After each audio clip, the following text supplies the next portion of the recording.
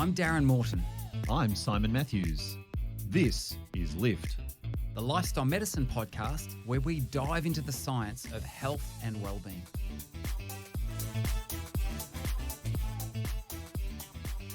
Hello, brother Simon. How are you doing? Hello. Very well, thank you. Thank you for asking. Hope you are doing equally well. I am doing equally as well. I am. Now, I'm interested in you sharing with me the last time that you were awestruck. Yeah, when was the last time you had that moment of like transcendence, like that awe, that vastness, to see vastness?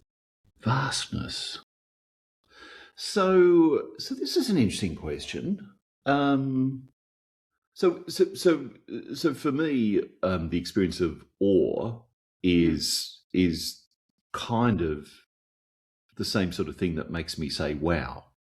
Yeah. That's what awe would be for me. Now, I don't know whether I'm misunderstanding awe here, but yeah, I can. I mean, the last time that I experienced, I mean, I can think of two instances on the weekend just gone. Weekend? Wow, you live in action. Yeah, just in the last. Yeah. Well, but here's the thing: it wasn't. It was nothing amazing. It wasn't action packed. It was just two moments that kind of just struck me and just made me go, oh wow. Yeah. And do you mind sharing what they are? Yeah, of course. So one of them. So it's been very rainy and cool where I live for an extended period of time. Grey skies and so on. And the last few days, the weather's just started to warm up a little bit. The bottom of the low temperature has just lifted a little bit. The top temperatures just lifted a little bit. So that whole kind of range has shifted up. And on Saturday, I sat outside and just for a period of time. It was the sky was clear blue.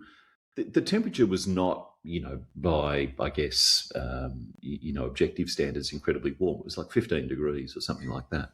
But the sun, I had my back to the sun, and the sun was just kind of radiating down on me.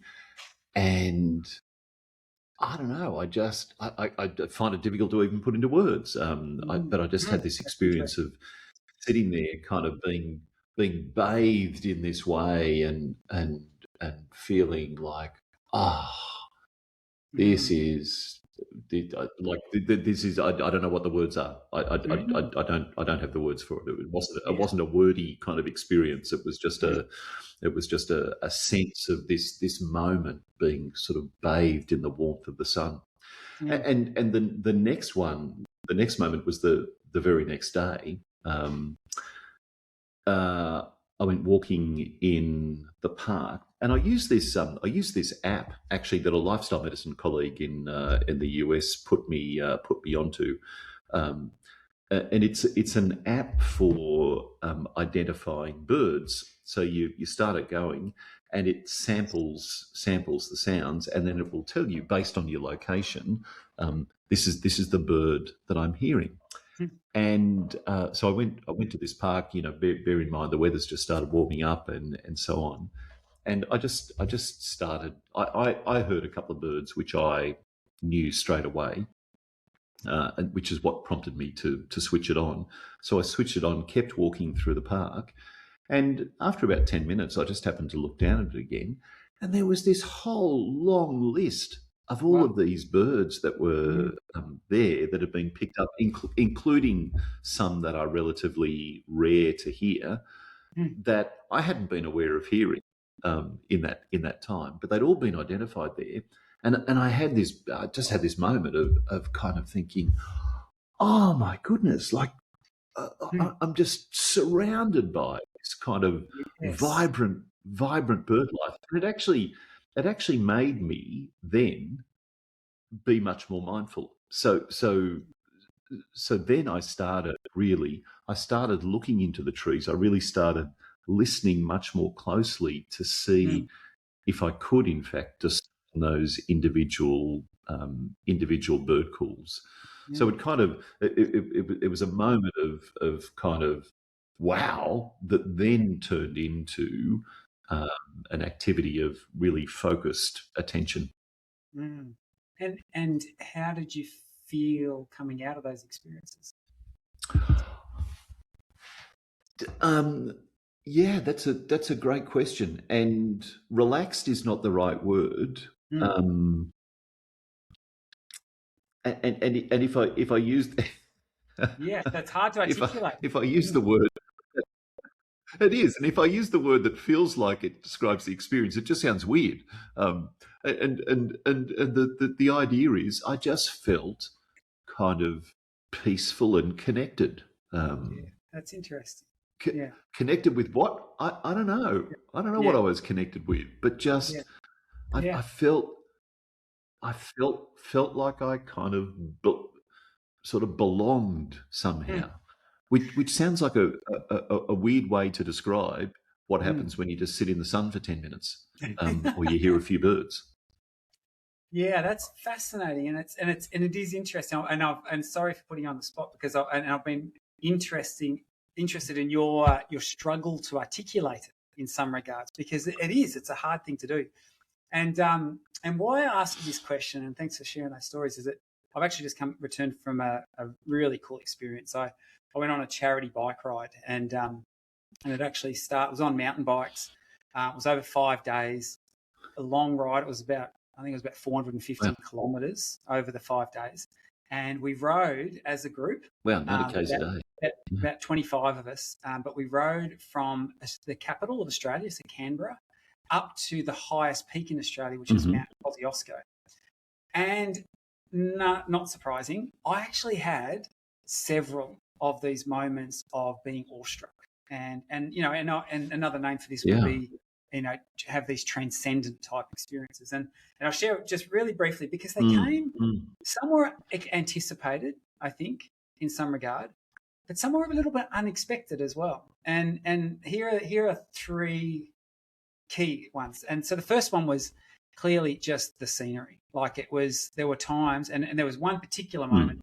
where you're on the bike, you're climbing, and for over an hour you're just going up and up and up, and then eventually you come around this peak, and then you turn, and it's this sort of dirt. It was all on off road, mostly off road. So you turn around, and then you emerge at this lookout, and this lookout looks over what's called Lake Yucambine, and it's this huge watercourse, but you are Mm. high, and it's 360-degree view from there, and you're looking around, and unremarkably, it's just like you don't know what to say. Like it's just, and in fact, I think it was. Yeah. I understand that when the Queen Elizabeth, when she was with us many years ago, and she visited Australia, they took her to this spot so that she could see, the vastness of it. And it's interesting. Awe is often described as perceived vastness. Right? So, and it's just vast. It's big, Perceived fast. and there you Yeah. are. You're there. You're sitting up there, and I just, and it wasn't. I wouldn't say peaceful because I was exhausted.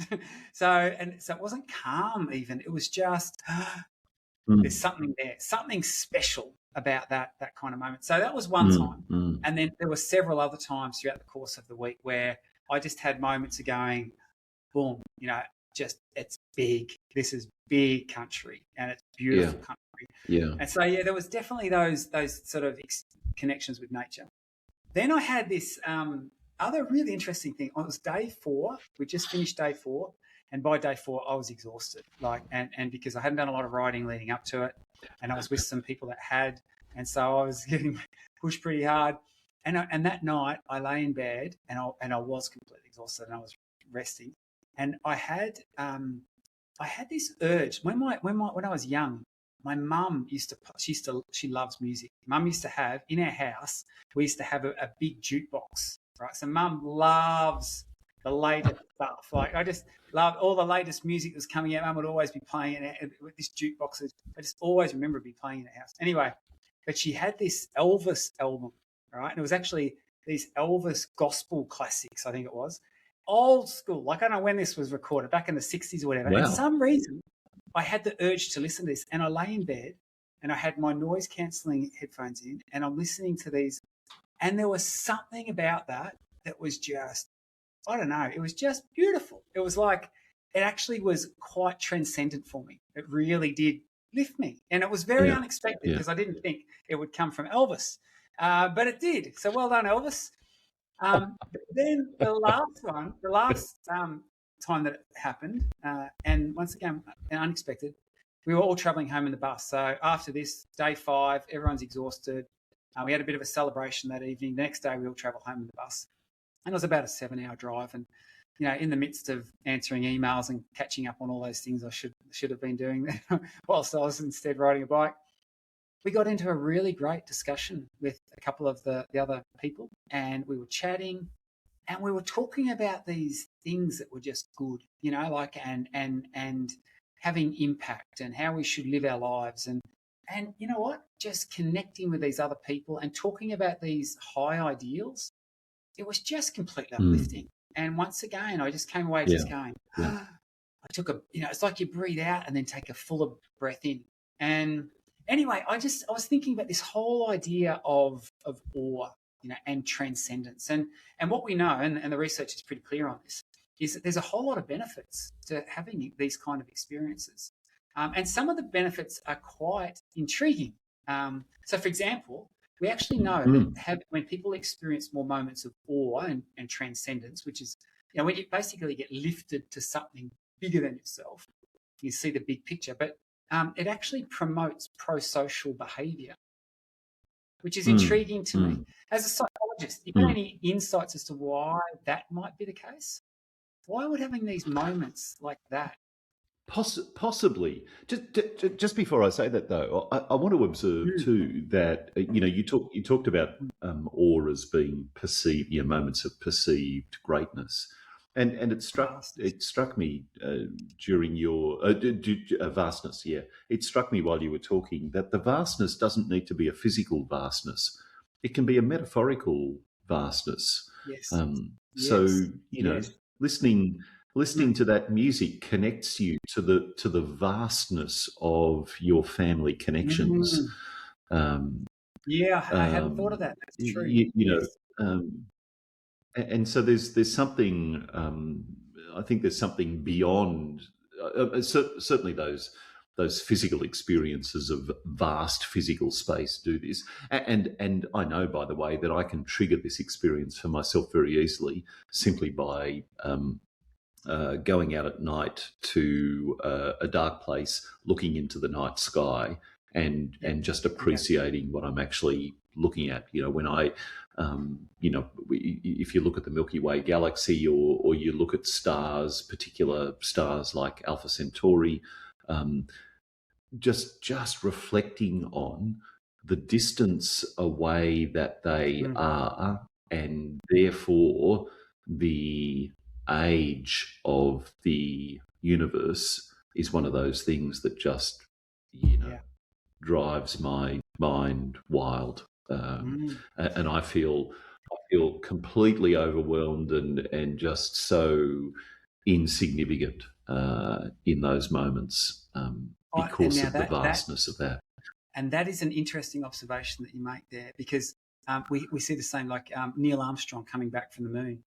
He actually said that, I looked out the window and I saw that tiny blue pea. And he said, in his words, he said, I held out my thumb, and closed one eye, and I blotted out the entire planet. And he says, and I didn't feel like a giant. I felt very, very small. You know, and it's true. But here's this really interesting thing. These awe-inspiring moments, often these vast moments, these transcendent moments, we often do feel very, very small. But I don't know, is insignificant the word? Like, because it's almost like it's not self-depreciating. Well, it sort of is, but it's in some ways you feel that, like I think you said, connected. You feel, I don't know, you feel like, I don't know how to articulate this. Lift is supported by the Lift Project, an educational adventure where you learn science-based ways to lift your mood and your life. The Lift Project is lifting lives around the globe, in healthcare settings, workplaces, schools, universities and communities. To find out more, visit theliftproject.global.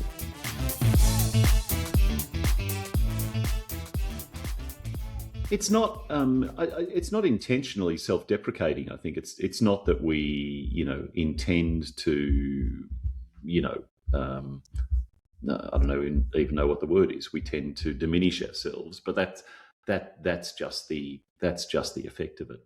And in answer to your earlier question about pro-social behaviour, I suspect this is all part of the mechanism that in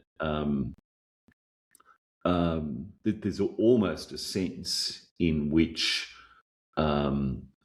metaphorically shrinking ourselves means that those other connections kind of become clearer and more present in that moment.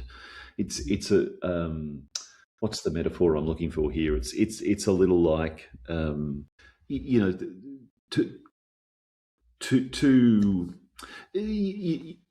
or three or four or some number of things can all be present at the one time, and sometimes one thing dominates and grabs our entire attention. But if we consciously allow that one thing to diminish in size, the other things start to become more apparent to us, and I think easier to kind of get a hold of, as it were, or get a grip on. So there's something there about diminishing self and simultaneously building or growing or aggrandizing connection that I think goes on during this experience. Maybe a better way to word it is it softens the ego, and reduces that self-focus. I think what it does is shift our perspective. Yeah. Like, wow, we're part of something big. We're part of something vast, and all this, and to bridge off that metaphor you were using. When we're not taking up, when we personally are not taking up most of our attentional capacity, maybe there's more room for others to come in there. Maybe then, and so therefore we feel that greater sense of connection. So it's an interesting paradox in some regards that by feeling smaller, we actually feel more connected in some ways.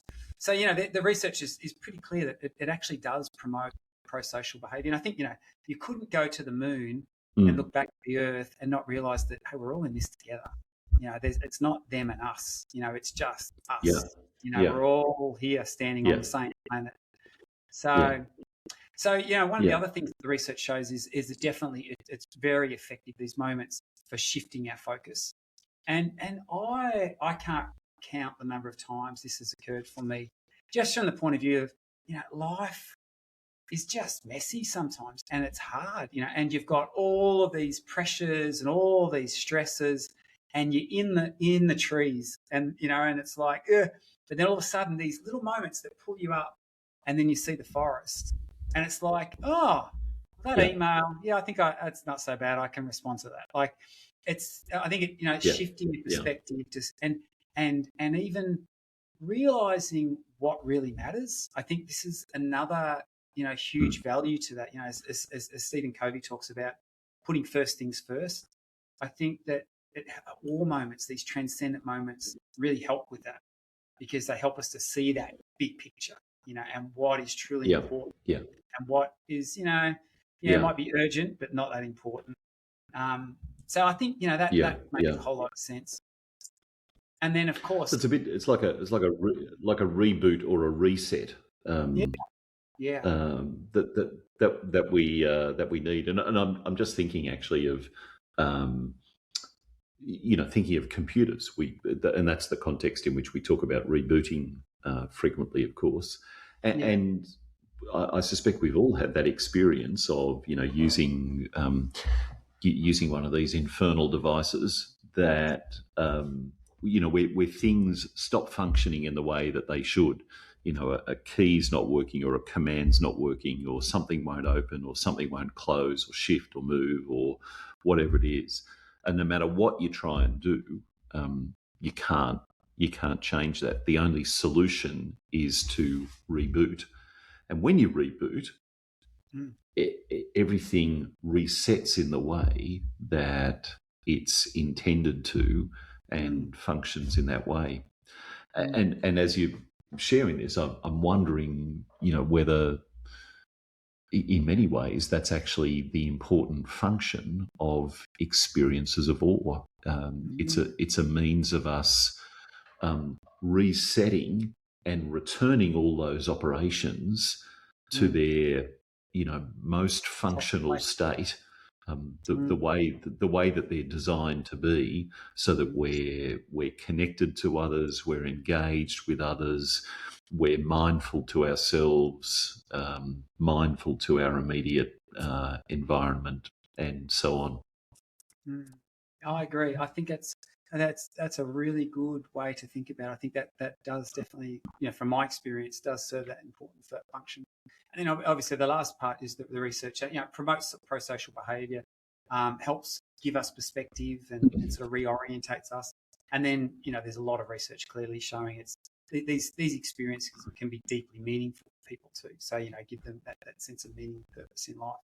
So, I mean, the big question then is, how do we promote it? And how can and how can we be intentional about actually experiencing these? So, what are the pathways for these awe-inspiring, these transcendent moments? And clearly, nature is keeps coming up in the literature. So, I can think nature's definitely my happy place. And I find, I lost count of how many times I've just had really profoundly awe-inspiring experiences. For me, where like that one being up the top of a mountain, being in the ocean for me. Just a few weeks ago, I was down at one of my favourite places in Victoria, southern part of Australia, in at Wilson's Promontory, surfing there. Just everything about that was just awe-inspiring. Staring at the stars. We actually had a couple of moments where, because we're so far out away from any civilization, it's just incredible. When you look up at that, how do you soak that in? You can't. And there's something beautiful about that, that you can't master it. It's so big. So nature definitely features in transcendent moments. Yeah. And I'm as you say this, I'm wondering now about whether there are universal triggers or universal pathways to awe, and also idiosyncratic or deeply personal ones. So it is hard to imagine. It is hard to imagine anyone walking outside on a dark night, looking into the night sky for a few minutes and kind of going, stars. Anyhow, what's on TV tonight? At least I find that difficult to imagine. I find it difficult to imagine that given the opportunity, that people don't have that experience of awe. The same if you go to that plateau that you were talking about, where you can overlook Lake Yukonbean. If we provided that opportunity, it's difficult to imagine that someone might stand there and look down and go, look at that, a lake. Anyhow, what are we having for lunch? Well, it seems that those things would provoke awe. Yet at the same time, if I clapped some noise-cancelling headphones on some random person and said, hey, listen to Elvis singing gospel songs, that's not likely. No, it's true. That's not likely to do that. But it's very powerful for you because of some really significant prior experiences that are meaningful for you in your life. I think that's a great observation. One thing before we move on from that, You know what I did notice, and that is that I was at the top, and it was a very hot day, sunny, very hot conditions. I'm wearing sunglasses. I found myself when I was up there, I wanted to take the sunglasses off. It felt like they were a barrier between me fully immersing in it. It was really interesting, and the whole experience. But I wanted to. It's like we sometimes we put artificial things in between us and the vastness. And so anyway, that was an interesting observation. But you know what, you're right. I would struggle to understand how people couldn't be awe-inspired by seeing the beauty of nature. But another very powerful pathway people find for experiencing awe and transcendent moments are the arts. Now, music does it for me. But to be honest, other artistic like I could go to a gallery and look, this says something about me as an ignoramus of all things art. But people, they get immersed in this whole looking at this painting or whatever it might be, and I'm I have to concede that maybe there are some people. To your point about these idiosyncrasies, personal idiosyncrasies, maybe there are some people, nature doesn't do it for them. And maybe there's a really important learning in this. Maybe, if there is so much value in these transcendent and awe-inspiring moments, find your thing, find your pathway. And maybe it is exactly right. Find what does it for you. Yeah. Are you an artist? And look, I have a similar. Well, so it depends how you define art. So, I have a fairly uneducated perspective of art. And when I think of art, I think of, painting and drawing. And my artistic capacity is as close to zero as you can imagine. So, if you ask me to... if you ask me to draw, two people standing under a tree, you would literally get two stick figures, and a stick figure tree as well. I just have no artistic capacity. I can appreciate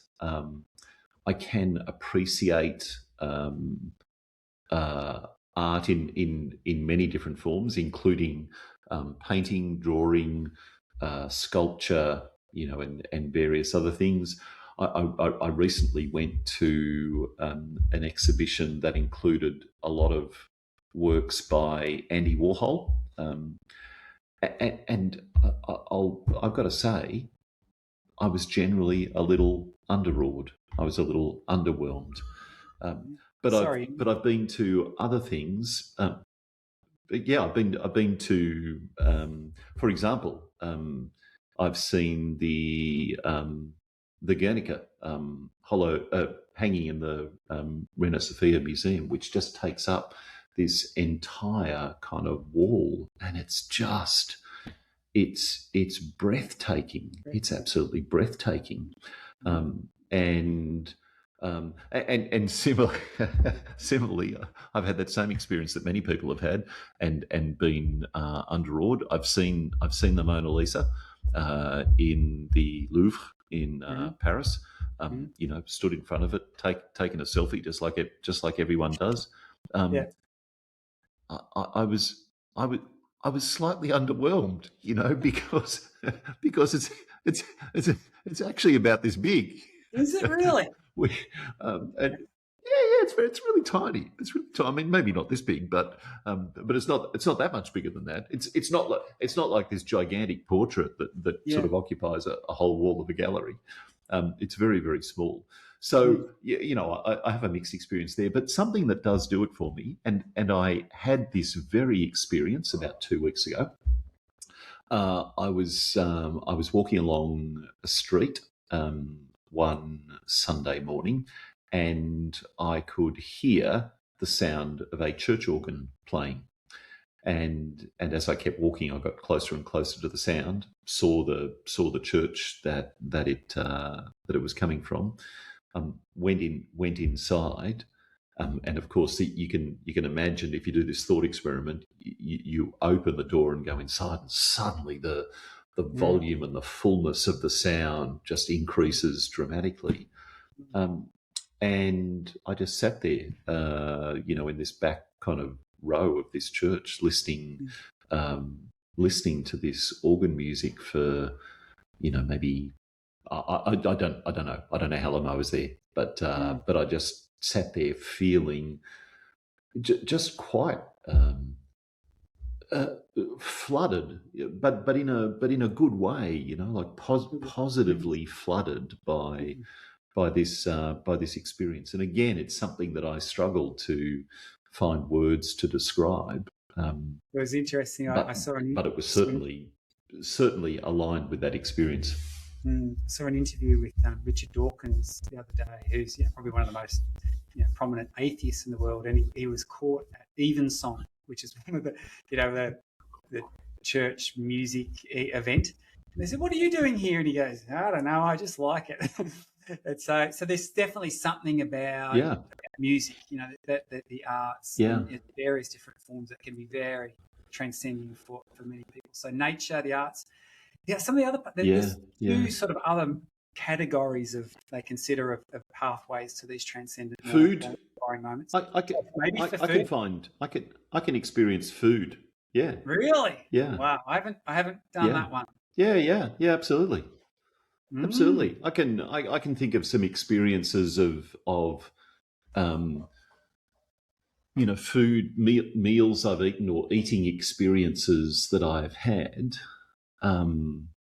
that have similarly left me with that experience of just being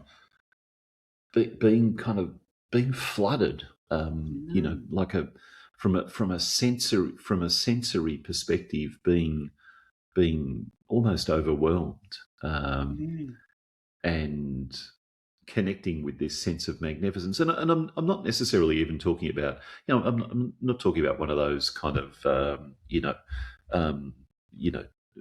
$500, 27 course degustation meals where everything is just so. But sometimes just an experience, which is probably more than the food. It's the food, it's the immediate environment, maybe the temperature, the company, the music, the vibe of the place, all of those things together, coming together, sensory experience, kind of lead to. Actually, now that I say that, I had one on Sunday night. I went to a local jazz club to hear a group called Astra Jones and the Blue Flaps, and the presence that she created, or that they all created, but she especially as the singer, the presence that she created with her voice and the music was an experience where the best way I can describe this is that I just lost myself for an hour and a half, and then at the end of it all, I kind of re-emerged into this room that I was sitting in. That's a special skill. Yeah. I mean, I suppose that the challenge is we know that these are really good for us, these kind of experiences, and they're very, they're meaningful and they're profoundly good for our well-being, and they make us probably better people when we experience them as well. And so, some of the other, so there's the arts, there's socialization, there's music, there's nature. I'm interested. There's a lot of work done on what they refer to as moral beauty, and this is, it's interesting where we can, and I this is a very powerful pathway for me. I love reading stories. I enjoy watching movies that are. My favourite stories are the ones that involve courage. And it's interesting that courage is often a virtue that's sort of recognised as good by all cultures. Like this is, the whole idea of someone standing up and doing something, even self-sacrificial. Like there's something awe-inspiring about that. So there's that moral beauty, and then of course, and sometimes relating to this, but not always, is various spiritual practices that people engage with, worship experiences or whatever that might be. But I think that this is, this whole idea of awe moments and moments of transcendence. I don't think we we chase them enough. And I think that if we were to do that, our life would be a whole lot richer for it. And certainly I think it would give us that new vantage point, for seeing the bigger picture. I think that in from that vantage point, from that viewing platform, a lot of these daily stresses and stuff just tend to, subside and fall by the wayside. So, what's your pathway? Yeah. And I wonder whether there's also, well, in fact, I probably don't wonder. I probably have a sense that there's a practice effect here. So the more that you do this, the more susceptible you become to those experiences. The more easily you're able to enter into them. The more easily you're able to kind of connect with that sense of minuteness of self in a vast world, and at the same time experience that sense of connectedness and belonging. Yeah, I agree. And I think that, to speak to your story that you started with, that there's needs to be it can breed an intentionality towards experiencing more of it. That you shared your story about the birds, and all of a sudden wow, look how many birds are here, and then you start tuning into that. So I think there's tremendous value from a wellbeing perspective in really savouring war, and chasing those transcendent experiences. I think that it does us well, and it does those people that were around well as well. Yeah, absolutely. I'm gonna hunt some down today, I think. Do it. Lift is presented by Simon Matthews and Darren Morton. It's sponsored by the Lift Project and supported by Avondale University. Music provided by Pixabay. If you have a question or a topic you would like to hear more about, send us an email to podcast@theliftproject.global. The Lift Project. Lift your mood, lift your life.